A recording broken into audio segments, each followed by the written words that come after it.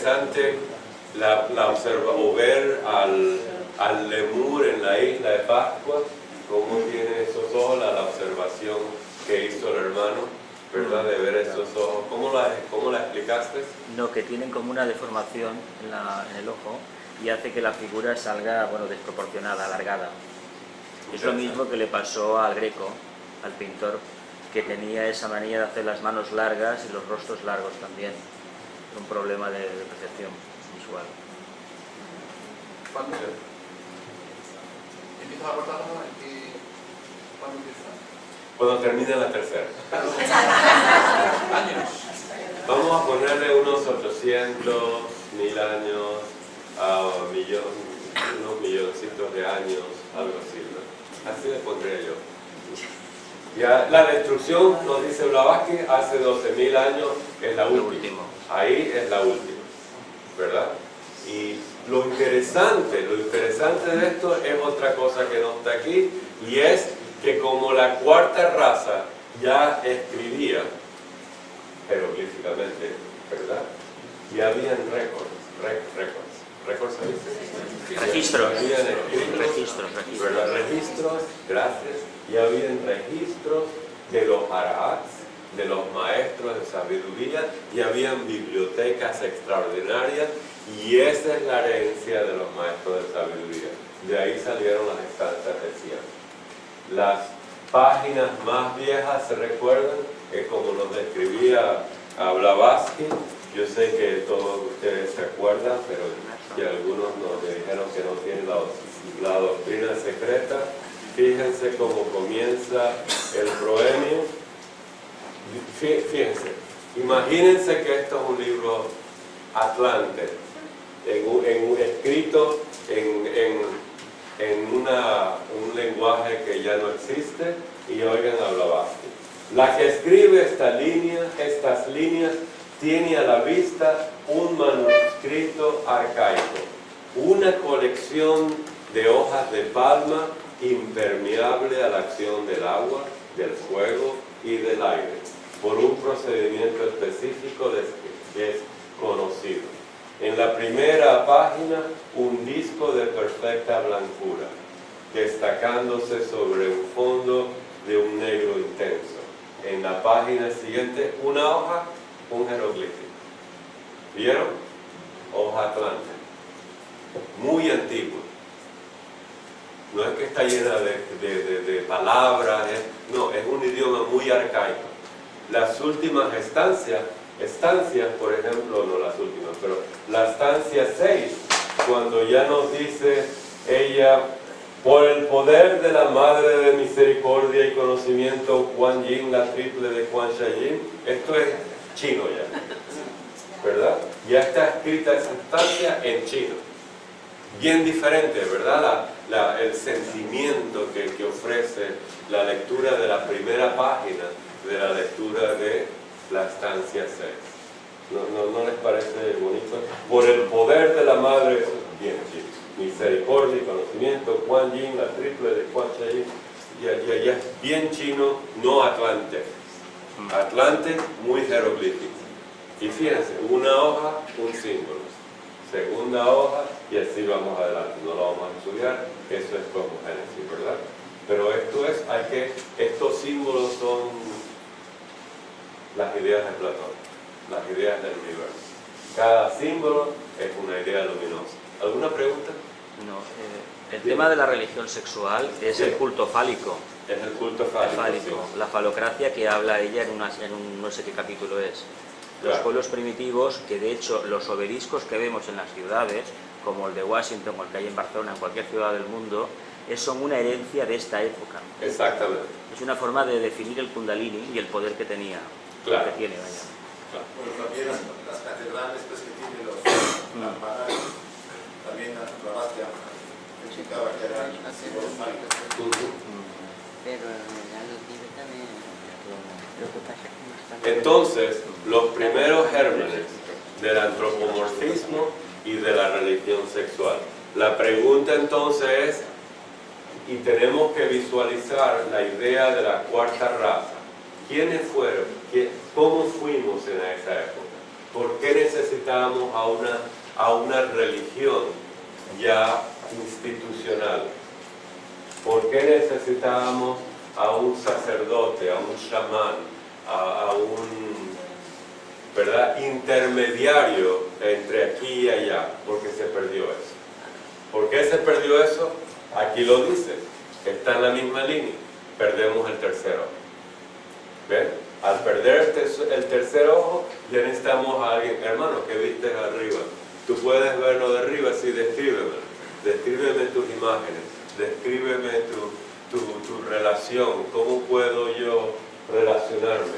Y entonces, cuando los hermanos no son purificados, van a describir las necesidades del Kamamana, que son lo sexual, el antropomorfismo, todas las necesidades personales, el abuso de las sociedades, ¿verdad?, etcétera, etcétera. Cuando hay una religión que es divina, es por la bondad, la fraternidad, lo mejor para el prójimo. Entonces, ¿qué pasó? Los misterios. Todo lo que sea espiritual, esotérico, se veló, ¿verdad? Ese es el siguiente peldaño en la quinta raza. Tenemos entonces, al principio, los misterios. Tenemos los misterios en Egipto, en todas partes del mundo, ¿verdad?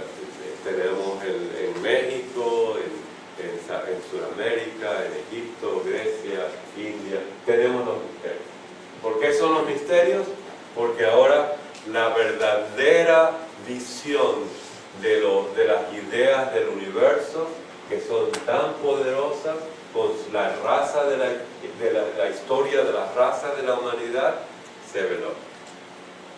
¿Por qué se veló? Como nos dice la doctrina secreta, la sincronicidad, la correspondencia de lo que estamos estudiando con las fuerzas de la naturaleza son muy peligrosas para la persona que vive en cama.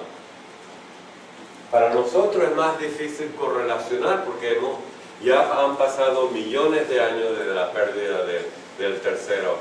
Pero para esta gente era muy fácil decir, oh, yo tengo un astral, eso pertenece a este color, a esta vibración, a este poder. Mira, yo puedo destruir esto. Ya tenía más voluntad. Ahora no, el poder de voluntad de enfocar la mente en algo y crear y destruir. A nosotros es mucho más difícil. Hemos perdido la mente, la voluntad de enfocar todo eso. Uno de los trabajos es, por supuesto, la concentración, volverla a adquirir, concentrar, el poder evocar, ¿verdad?, e invocar esa energía. No lo hagan si no tienen un maestro extraordinario, porque hay poderes que uno no quiere sacar adelante, ¿verdad?, o manifestar. Pero bien, entonces volvemos al mismo punto. Los primeros gérmenes del antropomorfismo y una religión sexual aparecen, y este es el punto del periodo, aquí seguiría, aparece porque perdimos el tercer ojo por el cual podíamos relacionarnos con los espíritus de la naturaleza, con los dedos. ¿Bien? ¿Está claro? ¿Bien? Y van a estudiar lo que es el tercer ojo, hay mucho material en la doctrina secreta. ¿Alguna pregunta? Sí. ¿De cuánto tiempo hablamos? Dime. ¿De cuánto tiempo hablamos de este último? Y ya la aparición de la raza Atlante, ¿verdad? ¿El final de todo? No. ¿Que son 13.000 años? Bueno, la raza Atlante desapareció hace 12.000 años. ¿Cuándo apareció la raza Atlante? No lo dicen mucho. No, desapareció hace 12.000 años. Hace 12.000 años desapareció porque físicamente como continente, la última isla, Poseidones, que Platón la describió, se hundió en un cataclismo hace 12.000 años. ¿Y está relacionado con la evolución cósmica? Todo está relacionado con la evolución cósmica. A nosotros lo que nos interesa es que las bibliotecas y los iniciados de la Atlántida se escaparon al desierto de Gobi, al Asia, ¿verdad?, a Venezuela, etc. Entonces ellos se escaparon, pudieron salvarse porque ya sabían que iba a pasar, ¿verdad? Y hubo una oleada de los de los grandes maestros hacia, y eso se lee en la doctrina secreta, Isis sin velo, etc. ¿Verdad? Han oído del desierto de Gobi. Sí, todo, eso es lo que quiero decir, ¿verdad? Y habían oleadas donde se salvaron las bibliotecas, las reliquias, lemures, pruebas, atlantes, etc. Museos. Eso es lo que me preguntaba. Y ahí es donde empieza una visión concreta de lo que es el mundo. Ahí comienza en el mundo, ¿verdad? Ya habían vestigios de la quinta raza, ¿verdad? Atlante, Arias. Y ya habiendo perdido el tercer ojo en la cuarta, bien materializados en la quinta, en el movimiento del alma en la materia, ¿verdad? Habiendo perfeccionado lo físico en la cuarta, que es el punto medio, ¿verdad? De 7, 4 en la mitad, ¿lo ves? Entonces ya la quinta comienza una nueva nota clave, que era la que me dediqué esta mañana. ¿Por qué? Porque la compasión, la bondad, el amor es la nueva clave. Los libros más antiguos hay guerras, hay destrucciones, ¿verdad? Hay desastres, como les dije, el Bhima rompe el pescuezo, alguien se toma la sangre, y esas guerras de Troya, las guerras en la Biblia, todo eso es Atlante. Los sacrificios, todo eso es Atlante. El Atlante perdió el tercer ojo y entonces había que hacer cosas para atraer a los espíritus y seres divinos. Había que hacer sacrificios, había que hacer rituales, había que tener un antropomorfismo, estatuas, etc. Eso es Atlante. Eso es Atlante. La nueva raza no necesita una religión antropomórfica, no necesita una religión sexual, no necesita el tercer ojo. Lo que necesita está lo que nos dice, que no lo voy a leer, la doctrina secreta, es la humildad en el corazón, ¿verdad? El altar es en el corazón, de entender las leyes de la naturaleza, trabajar con la naturaleza por el plan divino. Eso es lo que necesita. Equilibrio, razón, bondad, amor, compasión, etc. ¿Hermana? A mí sí me hace difícil entender que en la humanidad que no tenía mente se hable de pecado. Porque en principio parecería que no tuvieran responsabilidad, puesto que no tenían capacidad. Ella está diciendo que le parece que no se debería usar la palabra pecado a una humanidad, en referencia a una humanidad que no tenga mente. Y es muy cierto. Y así lo dice. Pero se refiere, dime. se debe de referir a las consecuencias que emanan de las acciones. Claro, y por eso lloran los devas y dicen, tenemos que hacer algo diferente. Vamos a darle mente. Vamos a darle mente. Ahora, sin saber usar otra palabra, podría ser. Mitológicamente, místicamente se habla de pecado. Porque hablan de karma. Claro, Hablan de karma. claro. ¿Es karma de quién? ¿De los que los crearon? Claro. ¿De las huestes que crearon, les dieron cama? ¿O de los que habían utilizado mal cama? Claro. Y eso es exactamente como pensar, ¿verdad? Eso es obvio. Sin embargo, es un karma. Un niño no tiene mente y un niño en cada millones mata a alguien. ¿Es un pecado? Un niño de 5 años mató a la hermanita de 3, ¿verdad? Los padres pagan y lloran. Eso es lo que nos está diciendo. ¿Entienden? Pasó algo ahí que no debería pasar y pasó. Culpa, y tienes razón. Y así lo mismo lo dice la doctrina. La palabra pecado lo deberíamos extirpar. Realmente es una herencia del siglo XIX que no se ve de otra manera porque sobre el cerro. La quitamos. Es una palabra atlante, ¿verdad? A mí me parece atlante. Viene de la herencia religiosa que en ese momento era válido. Claro. Pero ahora yo no lo veo que sea válido. Claro. Igual que los sacrificios de los animales, muy atlante. Sacrificios humanos, muy atlante. No al sacrificio humano. Debe haber una ley ya, ¿verdad? En Alemania. Y de los animales, no al sacrificio animal. Se podría comprender como para que se cumpla la ley se necesitan una causa y un efecto. O sea, Sí. si no hubiera pecado no se podría reencarnar. Pues, mientras no tienes karma, no provocas tu sucesión. Entonces, la utilización de la palabra pecador, en el sentido que nosotros sabemos es como hay que obrar bien o mal, pero para poder enmendar y así generar tu siguiente pecado. Bueno, son meditaciones, son reflexiones en el pasado. Las palabras que se usan son futuristas y mirando hacia el pasado, ¿verdad? Y ese es humano, cómo describir las cosas. Bien, vamos a analizar un poquito más la palabra antropomorfismo, que todavía estamos plagados con esa idea de antropomorfismo, y Blavatsky no le gustaba mucho y atacaba ese antropomorfismo. Pues, ¿qué significa antropomorfismo? Forma humana. Dime. Revestirse de forma humana. ¿Y qué revestíamos con forma humana? Las divinidades. Las deidades, ¿verdad? Le dábamos cualidades, atributos humanos a lo divino. Un ejemplo en la Biblia, y una persona, manos, para que no todo el mundo hable. Mano, yo sé que todo el mundo quiere hablar. Veo que todo el mundo, hermano, gracias. ¿Y Dios? A Dios lo presenta ¿Cómo? como un hombre mayor.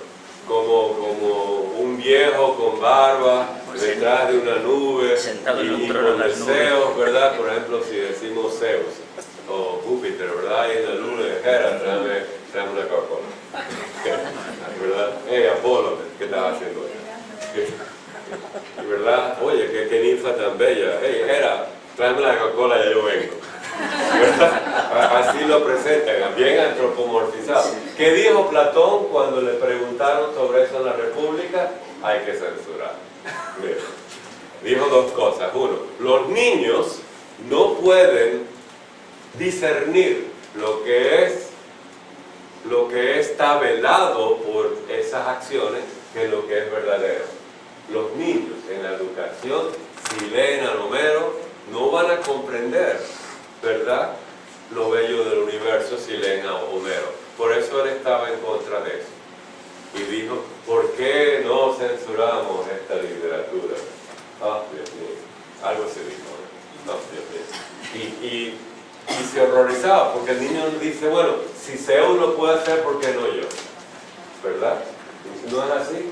Si Jehová puede destruir a todos estos pueblos, mujeres y niños, bueno, ¿por qué no? Que soy menos que Jehová, ¿verdad? Gracias. Aprueba el gesto. Entonces, el antropomorfismo es negativo para la comprensión. El teósofo, con ciertas claves que nos da Blavatsky, como hemos hecho aquí, podemos traducir. ¿Lo ven? Podemos traducir. Y podemos traducir que todas las acciones entre los dioses tienen una clave centenaria, desde lo más físico y astronómico hasta lo más espiritual, bello e ideal. Si lo podemos entender no hay problema, pero Platón dijo, los niños no pueden hacer eso, no tienen la capacidad mental todavía, están como en la tercera raza, ¿verdad?, que todavía es una recapitulación, no tienen manas desarrollado, las conexiones cerradas o abiertas del karma humana. ¿No ven? Los niños van pasando por esas etapas. Bien, antropomorfismo. ¿Cuál es el problema del antropomorfismo? Que no representamos por no poder ver. No sabemos cómo representar a los seres divinos. Entonces, ¿qué hicieron los griegos? Exotéricamente la representaron como seres divinos y vinieron los grandes maestros en la antigua Grecia como Pitágoras y Platón y lo limpió. Dijo que son formas numéricas, formas geométricas. formas rítmicas, sonidos, ¿verdad? La música, Platón habló bastante de la música, yo no sé de música, lo voy a estudiar, cuando pueda voy a estudiar música para entender la parte música de Platón y todo eso, ¿verdad? Y fíjense que ya él, con Pitágoras, antes de Platón, limpió eso, limpió. Después, por supuesto, en esa época llegaron grandes escultores y ya en ese antropomorfismo describieron una geometría sagrada, una numerología divina, ya describieron el mundo dédico, con templos como de Partenón, con belleza como Fidia, de que hizo una Praxistela, hicieron otras estatuas fabulosas, con proporciones divinas, estudiando el ser humano, viendo la proporción del ser humano, dónde está la geometría, ¿verdad? Como el tamaño, ¿se acuerdan? ¿Dónde va la mano? Hermana, ven aquí, por favor, si se cuidado con el talón. Sí, está. Como por ejemplo la hermana, ¿verdad? Deme la mano, ¿verdad? Así, ¿tiene la mano cómoda? Sí. Ahora fíjense bien, la hermana, no se preocupe, no se confíe en mí, ¿qué tamaño tiene la hermana en comparación conmigo? ¿Cuántos centímetros? ¿Y dónde está la mano de ella naturalmente? Miren la mano, ¿dónde está la mano naturalmente? ¿Está en esa distancia? No. La proporción armónica del universo hace que podemos caminar con las manos independientemente del tamaño. ¿No es eso algo divino? Independientemente, si puede ya, por favor. Con cuidado. Perfecto. Sí. ¿Ven? Los griegos notaron que en la construcción del ser, Da Vinci lo notó rapidito, ¿verdad? Pero mucho más después que los griegos, pero estudiando los griegos, por supuesto, notaron que en la naturaleza está una armonía en nuestro cuerpo. Y lo que hicieron es exagerar esa armonía a la perfección en los templos y en las estatuas. Si pudiéramos estudiar, si tuviéramos el ojo y el conocimiento de estudiar la geometría sagrada, podemos ver mucho más. Comiencen en sus estudios en dónde va la mano. ¿Lo ven? ¿Vio a la hermana? ¿Lo sintió? Usted es un poco más pequeña y sin embargo la mano es cómoda, estaba cómoda, ¿verdad? Natural, ¿verdad? No, eso es como un milagro, ¿verdad? ¿Se habían dado cuenta? ¿No? ¿Nunca salieron con una persona más pequeña que ustedes y van agarrados de la mano, o más alta, ¿verdad? Van agarrados de la mano. Es natural. Entonces vean esa proporción, estudien esas proporciones, si les gusta. Si no les gusta la geometría y la matemática es infernalmente difícil. Pero si les gusta la geometría, los Pitágoras, la relación de los números, Fibonacci, todo esto es una maravilla, un deleite. Es el arquetipo del ser humano. Estamos estudiando el pitagorismo, la cábala, y eso se tuvo que inventar porque no teníamos el tercer ojo. Para poder entender el mundo arquetipo. Muchas gracias, tomemos un descansito y para descansar la voz y ya volvemos.